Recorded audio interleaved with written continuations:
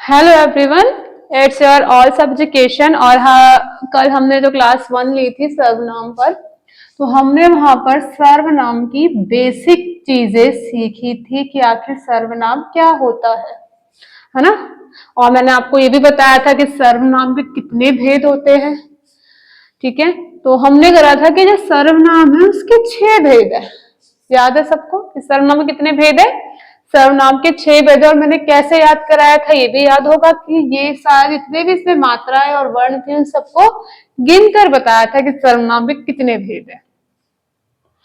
आज हमें करना है उन भेदों के बारे में बातचीत कि कितने कैसे भेद है। तो पहले हमने बनाए 6 एरो।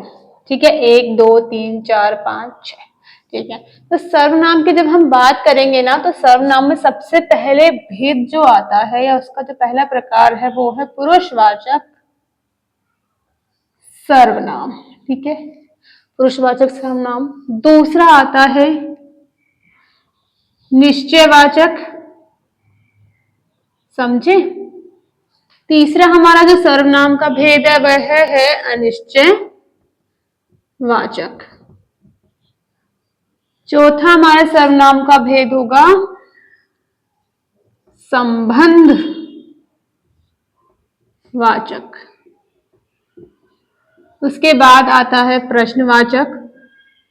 और सबसे आखिर में जो छठा भेद है वह है निजवाचक।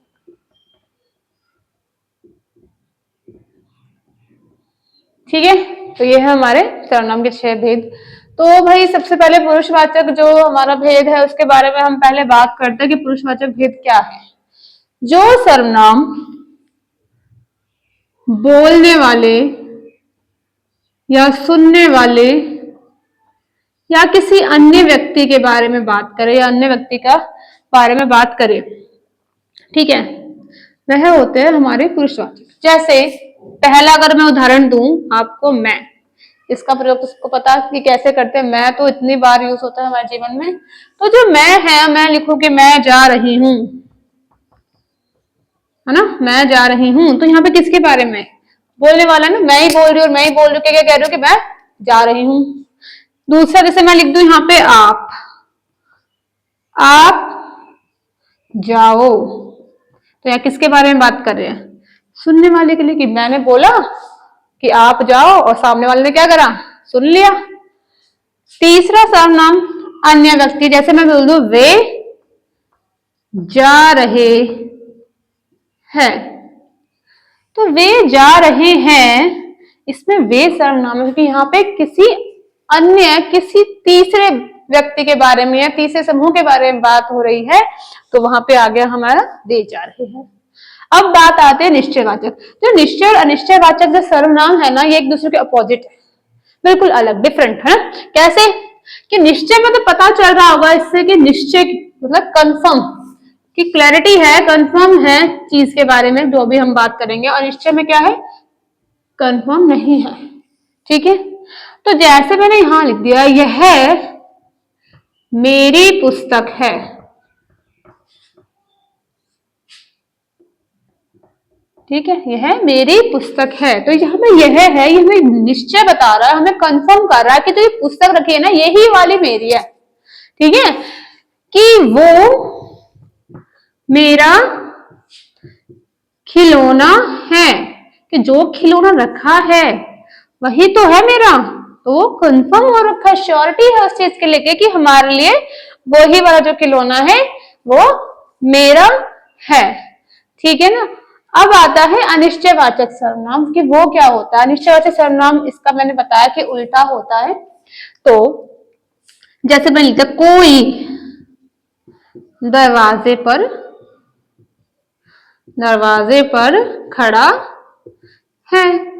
तो अब कौन खड़ा है हमें तो नहीं पता कि कौन खड़ा है, लेकिन कोई खड़ा है। श्योरिटी नहीं है कौन है, पड़ोस का है, दोस्त है, कौन है हमें नहीं पता, लेकिन कोई तो है दरवाजे पर। तो इसलिए ये अनिश्चयवाचक है। कुछ सामान वहां रखा है। तो कुछ कौन क्या कुछ नहीं पता ना हमें, क्या रखा है क्या नहीं, प्लास्टिक का है, लोहे का है, क्या सामान है, हमें नहीं पता। तो वो सब होते हैं अनिश्चयवाचक सर्वनाम। ऐसे ही बहुत सारे, जब हम नेक्स्ट वीडियो में करेंगे प्रैक्टिस सर्वनाम के लिए, तो उसमें देखने को मिलेगी कि क्या कैसे कैसे हमने उस क्वेश्चन को अटेम्प्ट करने हैं। संबंध, भाई संबंध का मतलब सबको पता है, संबंध का अर्थ होता है रिलेशन।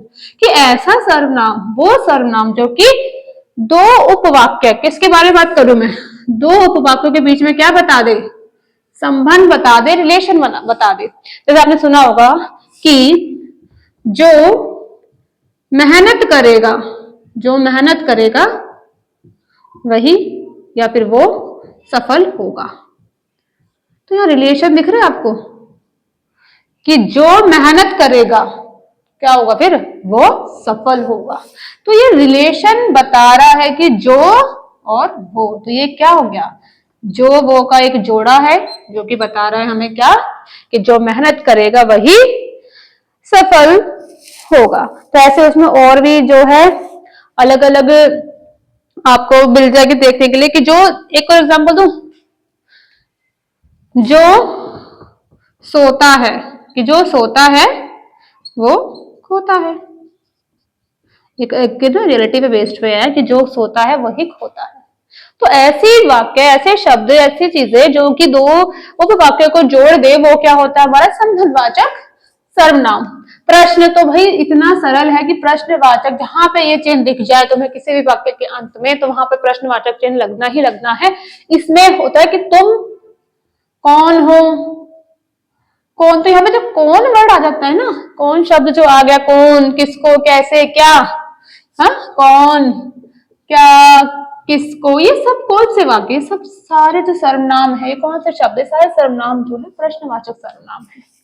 अब ना सबसे इंपॉर्टेंट जो सर्वनाम है, इंपॉर्टेंट देखो सारे ही है, लेकिन क्या होता है ना कि थोड़ा सा जो तुम सबको लगता है कि थोड़ा सा हार्ड है, लेकिन बहुत आसान भी वही है,